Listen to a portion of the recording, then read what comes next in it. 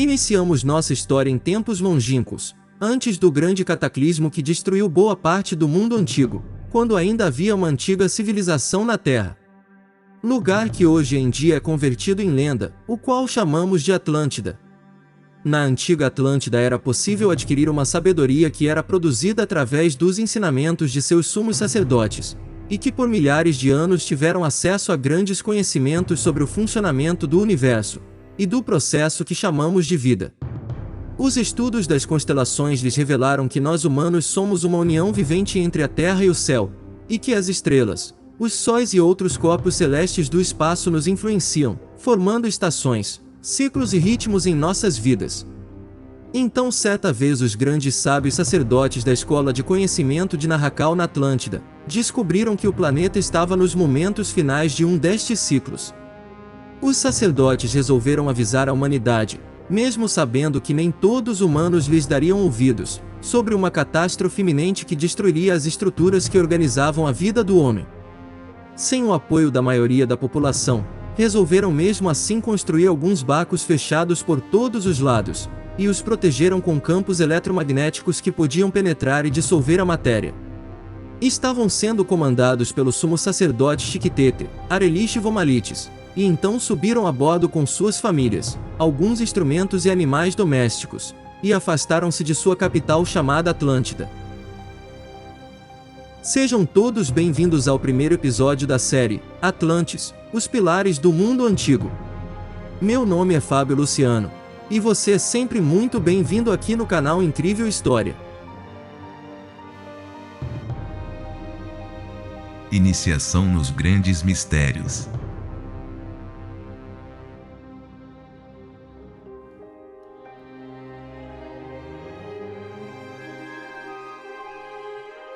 O planeta estremeceu, os céus derreteram e as águas arrasaram os continentes, apagando quase todos os rastros de sua civilização. Como evidência próximo ao Egito foram encontrados os gigantescos monumentos de pedras chamados megálitos, que por seu tamanho e peso, e difícil montagem, revelam uma tecnologia desaparecida, certamente da civilização Atlante. A primeira evidência está em Baalbek, no Líbano. Lá se encontram os 3 maiores e mais pesados monumentos de pedra do mundo, chamado de monolitos. Cada um pesa 1.200 toneladas, e mede cerca de 25 metros de comprimento, 8 de largura, e 5 de altura, e nos dias de hoje, levando em conta o maior peso que podemos levantar com um guindaste, que é o ônibus espacial Discovery, que pesa somente 150 toneladas, cerca de 1/10 do peso dos monolitos em questão. E não existe perspectiva hoje de tecnologia para levantá-las, e muito menos para posicioná-las com tanta precisão. O lugar onde foram talhados fica a 3 quilômetros, onde se encontra uma pedra do mesmo tamanho que nunca foi utilizada pelos construtores originais, e em virtude do seu tamanho a misteriosa plataforma tornou-se um lugar sagrado para as culturas, que depois do grande cataclismo se assentaram na região. Assírios, persas, gregos, e por último os romanos, construíram seus principais templos sobre a plataforma. A segunda evidência está em Jerusalém, cidade que é sagrada para 3 religiões, e lá existem outros desses megálitos, monumentos gigantescos, pesando cada um mais de 800 toneladas, e por seu enorme e inexplicável tamanho também se converteram em lugares sagrados, em volta dos quais cresceu Jerusalém. Fazem parte da enorme plataforma que sustentava o templo dos judeus, e que hoje segura a mesquita de Al-Aqsa, e a famosa cúpula chamada o Domo da Rocha. As pedras fazem parte das fundações do Muro das Lamentações, e hoje chega-se lá por um túnel, que revela as enormes pedras. Os megálitos de Baalbek e de Jerusalém faziam parte de construções desaparecidas com o cataclismo universal, e permaneceram em seu lugar por serem tão imponentes. Este cataclismo destruiu a civilização Atlante, e isso aconteceu por volta do ano 10.900 a.C., quando o sistema solar transitava no signo de Leão, e estes relatos estão registrados nos livros sagrados de todas as culturas do mundo. Quando se recuperou o equilíbrio, os sacerdotes sobreviventes ao cataclismo desembarcaram no centro da superfície terrestre, no lugar onde sabiam que afluem as forças telúricas do planeta, e esperavam utilizar essas forças para dar impulso ao pensamento do homem, construindo maciças formas piramidais, que ressoavam, se concentravam, e transformavam a vibração fundamental do planeta em energia. O grande interesse destes povos antigos era transformar o homem em seres muito avançados espiritualmente, que pudessem ter um conceito de progresso, que não estava baseado em aquisições materiais, mas sim, em encontrar a paz e a harmonia interior, transformando o limitado homem animal racional em um super-homem. Estes sacerdotes, no momento que chegaram às margens do rio Nilo, chamaram o lugar de Zep-Tep, que significa o tempo novo. Viram ressurgir das águas um oásis estreito e longo, uma terra fértil rodeada pelo deserto protetor, às margens de um longo rio, lugar que hoje conhecemos pelo nome de Egito, a terra que emerge das águas, o país de um único rio, o Nilo, com as melhores condições para gerar uma nova civilização. Os sacerdotes viram o cataclismo como uma oportunidade de orientar a humanidade a um destino mais alto e estruturar neste novo ciclo uma sociedade dedicada ao aperfeiçoamento espiritual. A esfinge demonstra os enormes ciclos de tempo que consideravam, e sua forma de leão com cabeça de homem ressalta o ciclo compreendido entre a Era de Leão e a Era de Aquário, os tempos de influência da nova civilização. Viam a vida como um processo desenhado por Deus, no qual o homem encarna sucessivamente, para aperfeiçoar-se e ascender na hierarquia do universo. Eles acreditavam que o espírito do homem que não entende o Criador, nem a razão do universo, ou de sua própria existência, se encarna num corpo para viver experiências que lhe permitam adquirir sabedoria e compreensão, e o lugar em que reencarna, experimenta tudo, e tem dois extremos opostos, é um universo polarizado e dual, que permite a comparação entre as partes. Para compreender qual é a verdadeira, aprende-se individualmente o resultado de cada decisão e comportamento na vida, sendo que o sofrimento permite entender a felicidade, e a angústia permite entender a paz. Ao longo de muitas vidas comparando os dois extremos, entende-se que a verdade está no centro, na neutralidade do amor.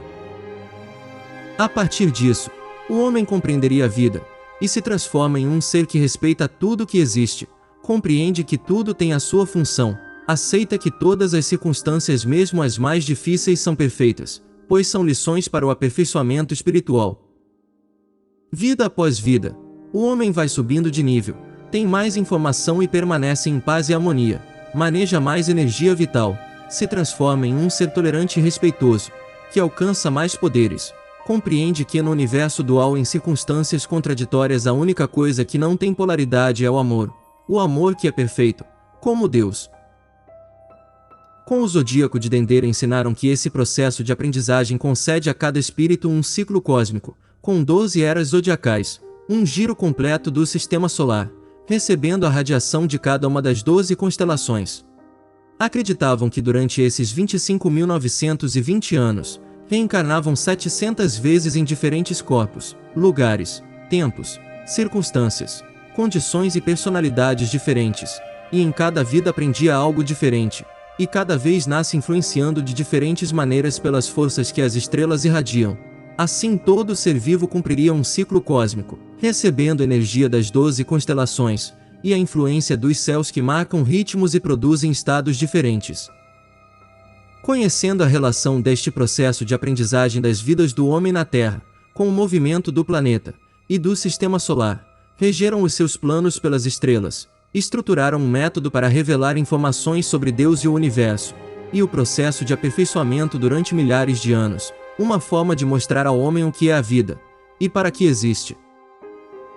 Estabeleceram fases para revelar informações sobre Deus ao seu povo, etapas que mudariam com as eras zodiacais na abóbada celeste, épocas dedicadas a estudar como Deus criou o universo, e depois a consciência do homem, sendo que cada fase da revelação foi dirigida por um centro religioso construído ao longo da coluna vertebral do Egito, o rio Nilo.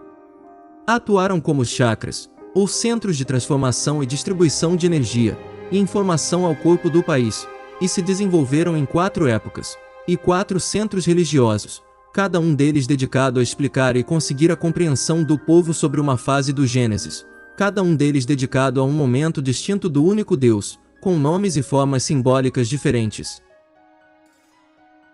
O primeiro centro religioso estabeleceu-se em Anu, chamada Heliópolis pelos gregos, ao começar a Era de Gêmeos no ano de 6620 a.C., na época pré-dinástica do Egito, uma época dedicada à simetria na arte e na arquitetura, época que foi dedicada a revelar informações sobre as características, qualidades e significados de um Deus absoluto, o único Deus, a causa original, o todo, que chamaram de Atum-Ra, a unidade homogênea estática, antes de manifestar o universo.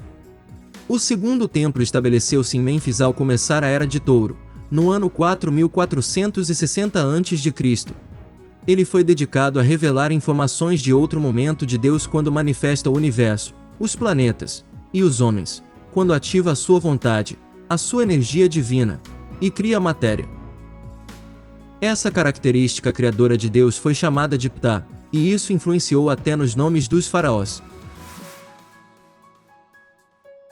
O terceiro centro religioso foi criado em Hermópolis, dedicado a Tote, com a diversidade da natureza, das plantas e dos animais.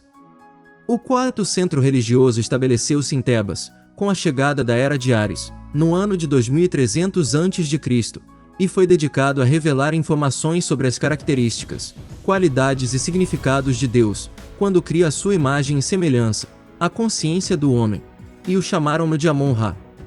Nessa época acontece o momento culminante da civilização, e constroem-se centenas de templos, onde a imagem de carneiros predomina, e os faraós incorporam o nome Amon, e o nome Ra, aos seus nomes. As mudanças de era, ou constelação zodiacal determinaram a duração de cada fase da revelação, e o povo entendeu aos poucos que existe um só Deus, que por suas características e momentos diferentes em que cria o universo e o homem, tem nomes diferentes. Os sacerdotes criaram uma escola de mistérios para transmitir o seu conhecimento, garantindo sacerdotes sucessores de sua casta, baseados em seres respeitosos, capazes de guiar seu povo e manejar as forças fundamentais da natureza, escolhendo seus discípulos entre todo o processo evolutivo. Foram convertidos em sucessores de sua casta, eram sacerdotes com o conhecimento e o poder que este produz, com a missão de guiar o povo em um caminho de aperfeiçoamento geral. No Egito são encontradas estátuas de sacerdotes, uns saindo de um cubo, outros representados como escribas, seres com o conhecimento, e alguns poucos tiveram adicionado aos seus nomes a palavra Hotep, que significa sábio, como por exemplo, Imhotep, ou Amenhotep, como reconhecimento de sua sabedoria. Foi dos templos onde concentraram o conhecimento, o poder, a riqueza material e espiritual, que impulsionaram a organização da civilização egípcia. Utilizaram o olho de Horus como símbolo desta organização fechada de sacerdotes, que dirigiu o destino do Egito, por milhares de anos nas sombras atrás do faraó. A escola de mistérios utilizou o olho de Horus como seu símbolo, uma assinatura que aparece nos muros de todos os templos do Egito, um símbolo que traz à mente, e evoca o seu significado, sua ação principal, e transmite uma ideia de uma maneira muito simples além das palavras, e seu significado pode ser entendido milhares de anos depois de ter sido desenhado. Os olhos são o sentido do sol, a origem da vida, atuam percebendo a sua luz, e as vibrações das cores transmitem à mente a intensidade e a força do fogo. Os olhos são os terminais nervosos que percebem a vontade divina, a intensidade da luz, a força de Deus, que os egípcios chamavam de Fi, a força que condensa o espírito na matéria dando lugar ao universo. O lugar de experimentação da consciência são os únicos nervos na superfície do corpo. Os olhos simbolizam a dualidade. O olho esquerdo é solar, sensível ao negativo, o direito é lunar, sensível ao positivo e afirmativo. Cruzam a sua informação para produzir a imagem mental correta do espaço, simbolizam a experimentação da consciência em um universo de contrastes, para encontrar a verdade por comparação entre as partes opostas. Reagem à luz ativa do sol, produzindo na mente a verdadeira luz. Os pássaros evocam a ação de voar, a liberdade sem limitações materiais. O falcão, por exemplo, é o pássaro que vê melhor. Por exemplo, Horus, o falcão, representa o espírito quando completa a sua aprendizagem na vida mortal e limitada, quando entende as verdades do universo, porque as verificou em muitas vidas, e se eleva sobre as limitações materiais sobre o tempo e o espaço. O olho de Horus é a consciência imortal, que tudo sabe, e tudo vê. Pode voar muito alto sobre tudo que existe, ou fixar a atenção em qualquer detalhe. Evidentemente, os sábios sacerdotes se viam como observadores e guias de um movimento de aperfeiçoamento em direção à luz, por isso seu símbolo é o olho de Horus, o olho que tudo vê. A começar pelos templos, os sacerdotes do olho de Horus guiaram em paz e harmonia o aperfeiçoamento espiritual do povo, revelando informação sobre Deus e o universo do processo que sofre a consciência do homem. Protegido por muros altíssimos, cada templo era um enorme complexo onde moravam milhares de pessoas, homens e mulheres igualmente, porque não havia distinção de sexo. Dedicavam pelo menos 21 anos de suas vidas recebendo informação e treinamento, para se converter em sacerdotes ou sacerdotisas. O processo de aprendizagem era realizado em vários templos, onde permaneciam por longos períodos enquanto recebiam as informações necessárias. Havia treinamento correspondente a esse, e provas de autocontrole para alcançar outro nível, em outros templos sobre o rio Nilo.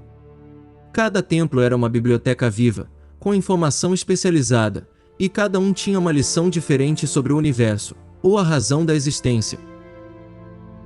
Cada templo continha em seu interior um tema sagrado distinto, com informações que dão sentido a tudo que existe. O nível básico se realizava durante os primeiros 7 anos, quando recebiam informações gerais sobre o universo, e treinamento para manipular os centros energéticos mais baixos do corpo.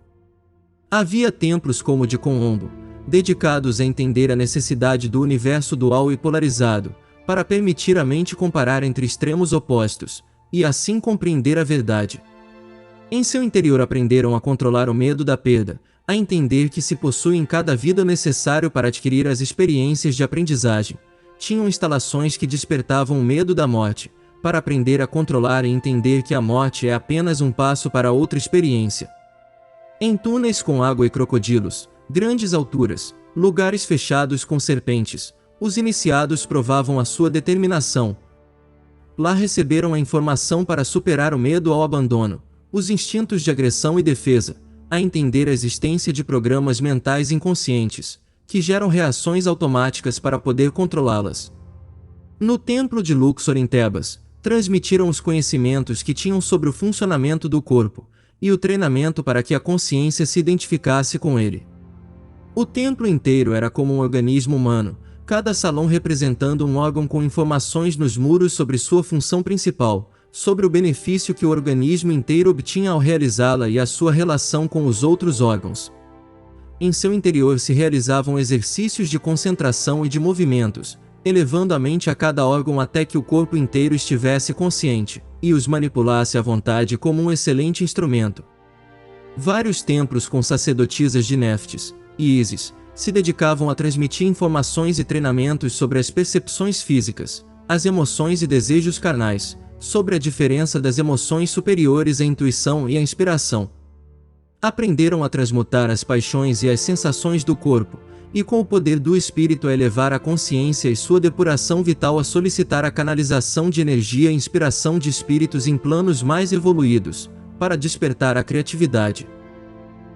Muitos templos como o templo de Hathor em Dendera estavam dedicados às ciências, astronomia, astrologia e matemática. Em seus terraços se dedicavam a registrar os céus, a entender as diversas energias que cada constelação emite, e os efeitos que produzem. Seguiam dia a dia os desígnios das estrelas, controlando a duração do ano solar, a data exata da enchente do Nilo, o momento em que a Terra mudou da Era de Touro para a Era de Áries, e os lugares que afetam o processo de evolução. Depois de receber informações dirigidas à razão, e treinamento para controlar sensações, emoções e pensamentos, dedicavam outros 7 anos ao lado direito do cérebro, à inteligência do coração, a encontrar a diferença entre pensar e meditar. O templo de Karnak, o maior do Egito, estava dedicado à consciência, a analisar as forças que a moldam a entender o processo de evolução e acelerá-lo utilizando conceitos, palavras, sensações, pontos exatos, ou movimentos. Aprenderam a concentrar-se em si mesmos, a diferenciar entre o eu superior e o ego, a identificar-se com um ser objeto externo até sentir e transformar-se no que se pensa. Realizavam exercícios de telepatia em lugares próximos, depois os realizavam à distância em um momento determinado do dia, até aprenderem a comunicar-se mentalmente a qualquer hora. Recebiam informações sobre o tempo e treinamento para vivê-lo como um eterno presente. Entendiam que pensar é comparar para conhecer, e que quando se sabe tudo não se pensa nem se compara.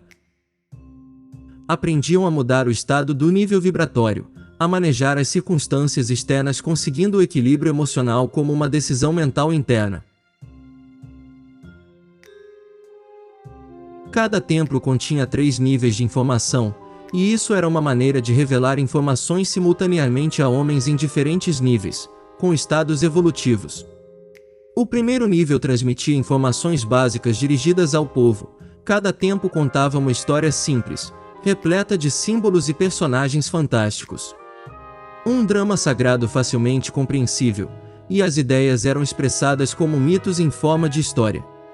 A história fantástica foi utilizada como método para revelar ao homem um mundo que ele só entende imperfeitamente. Era dito que os mitos e medos ganham vida quando se acredita neles. Inventavam personagens com características simbólicas, com formas que trazem à mente sua função e atividade principal, que participavam de histórias simples e parábolas, que contam verdades sobre a natureza humana sem aridez e abstração da filosofia ou da metafísica. O povo recebeu a informação sobre cada tema sagrado ao conhecer a história central de cada templo, ao conhecer as fraquezas e forças de cada personagem, as circunstâncias que atravessam e a maneira como resolvem. Utilizavam um segundo nível de informação, dirigido aos discípulos, seres com um nível espiritual mais elevado, aos quais se explicavam diretamente o mesmo tema sagrado, de uma maneira mais concreta e profunda, e para isso utilizavam as cenas descritivas do mito, talhadas nos muros do templo. Explicavam cada personagem, o que simbolizam no universo, explicavam a parte do processo de aperfeiçoamento que representavam, o porquê da sua forma, comportamento e sua função principal. A sabedoria dos sacerdotes do Olho de Horus fica evidente na história contada por cada templo, e nas formas que utilizavam como símbolos. Só de os olhar vem à mente a ação vital que representam, ou a qualidade que se ganha ao realizá-la ao representar homens com cabeça de animal com os símbolos transformam em ideias que evocam a característica vital do animal, trazendo à mente a função do animal no universo. Um homem com cabeça de chacal adquire as suas características, seu instinto de orientação no deserto seguindo as suas pegadas, o levará sempre a terras cultivadas. É, portanto, um excelente guia. Cada símbolo evoca uma simbologia. A forma simples de um pássaro evoca na mente o voo, a liberdade. Um disco solar sobre a cabeça de um homem fala da sua iluminação, da sabedoria que irradia, da informação que tem, do nível da sua consciência. Eles estudaram detidamente os animais e insetos, e assim reuniam um profundo conhecimento sobre a sua vida, sua atividade principal, suas necessidades vitais, os hábitos que desenvolviam para supri-las, sua dieta alimentar, a duração de sua gestação, seus hábitos sexuais, e o sentido principal de existência.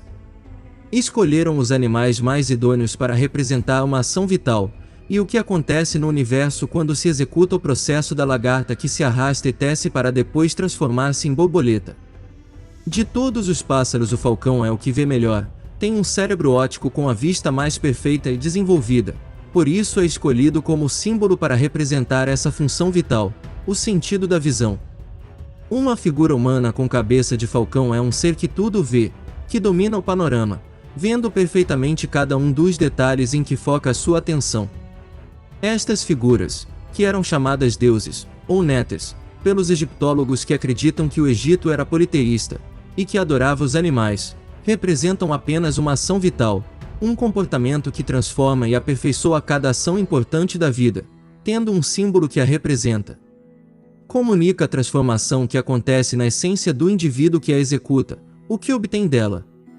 Um par de braços indica a adoração, um par de pernas a ação de andar, uma boca a ação de falar. E por último, em um terceiro nível de informação, cada templo guardou um código secreto embebido no próprio símbolo.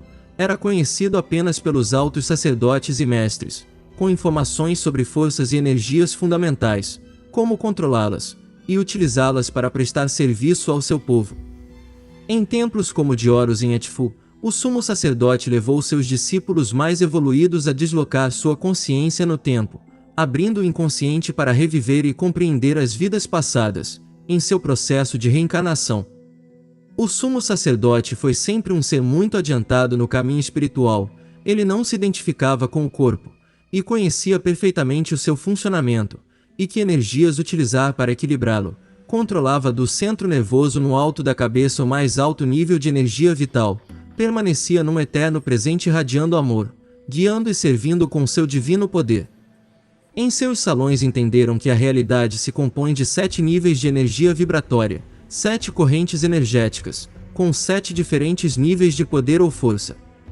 O corpo tem 7 chakras, ou centros de transformação da energia fundamental do universo. Cada ser humano em sua vida presente utiliza um destes 7 centros dependendo do nível de evolução de sua consciência. No caso, quanto maior a compreensão do universo, mais respeito, mais alto o chakra, sendo o centro nervoso utilizado para transformar a energia. O sacerdote podia controlar as forças fundamentais pelo altíssimo nível de energia vital em que permanecia o seu organismo. O seu sistema nervoso tinha uma resistência correspondente a esse nível de energia. Assim, em todos os templos do Egito, os iniciados receberam informação e treinamento, aumentaram paulatinamente seu nível de energia vital, e de maneira correspondente o nível de resistência dos nervos de seu corpo. Aprenderam a manter-se em paz e harmonia, a respeitar tudo que existe, a aceitar a perfeição do universo para conservar seus níveis de energia vital no caminho do aperfeiçoamento que leva à onipotência, ao controle de forças e energias superiores, com intenso preparo físico, mental e espiritual, que terminava com o momento de experimentar o tudo e o nada, o manifesto e o não manifesto, e receber em uma pirâmide uma poderosa energia que permite vislumbrar o 7º nível de consciência. Durante a Era de Touro se dedicaram a experimentar uma forma piramidal de tecnologia ressonante, que transformava as vibrações do planeta em energia, um conhecimento herdado desde a Atlântida a ser colocado em prática. Colocaram maciças formas piramidais de milhões de toneladas em pontos nevrálgicos sobre a malha eletromagnética do planeta, e a massa piramidal, que continha milhões de partículas de quartzo, vibrava com a Terra, produzindo energia pela fricção de suas moléculas em um fenômeno que hoje chamamos de peso elétrico. Construíram muitas pirâmides até chegar ao modelo perfeito da pirâmide de Gizé, sendo os seus corredores, galerias e câmaras que transformaram essa energia em som, fazendo vibrar em níveis cada vez mais altos, o que fora preparado física, mental e espiritualmente. Esta força impulsionava a mente do homem a perceber outras dimensões, chegando a outros estados especiais de consciência. Com esta ajuda externa, os iniciados vislumbravam o 7º nível de consciência, e retornavam relembrando o êxtase obtido, as verdades verificadas, para transmiti-las aos seus companheiros com palavras e ações. Em suas meditações posteriores obtinham novamente esse estado de unidade sem movimento, até que essa situação se consolide definitivamente, e eles fiquem de maneira permanente no estado de um Deus homem, sempre irradiando energia positiva de amor. O conhecimento sobre as formas puras do universo, os blocos básicos com os que se organiza a energia e a matéria, foram fundamentais para o desenvolvimento da civilização egípcia, que hoje em dia chamamos essas formas puras de sólidos platônicos, 5 polígonos com seus lados e ângulos iguais, baseados em triângulos equiláteros, a forma divina sem tensões. Utilizando essas formas puderam produzir efeitos de ressonância e concentração energética, para elevar a percepção da consciência, para conseguir efeitos de supercondutividade, com os quais se anula a força da gravidade. Hoje se descobriu que o planeta tem pontos nevrálgicos chamados de diamagnéticos, onde se pode controlar a força de gravidade do planeta, e produzir fenômenos de supercondutividade.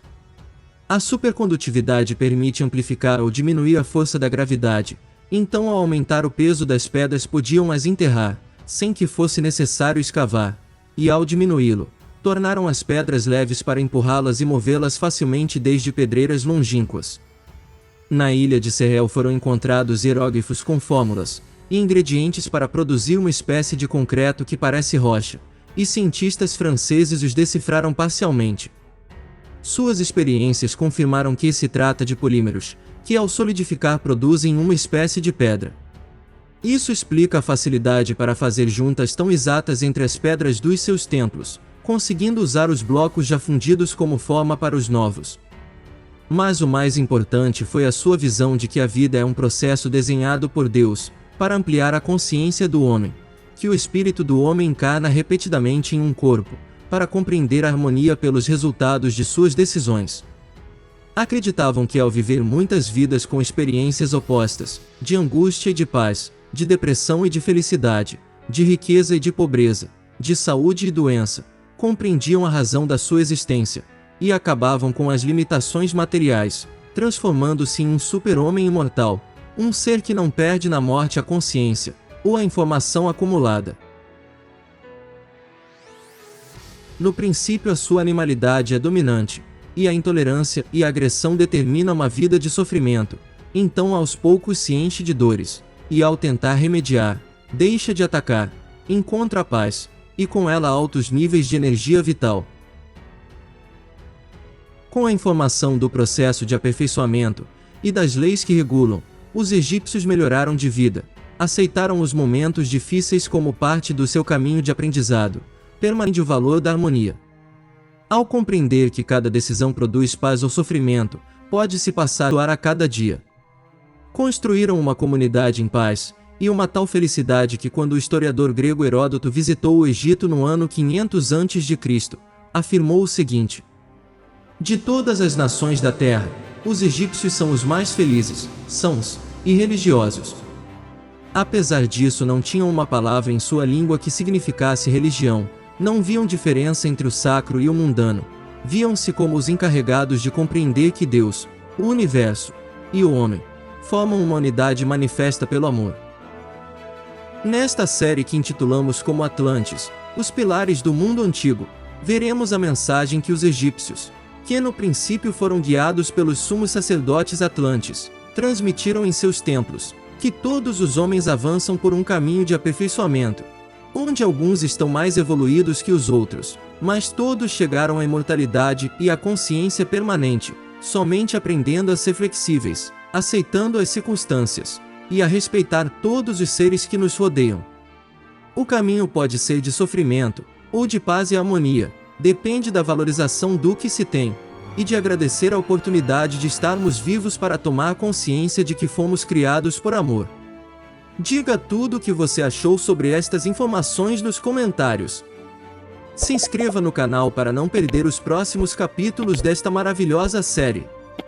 Deixo aqui um grande abraço a todos, e até os próximos vídeos.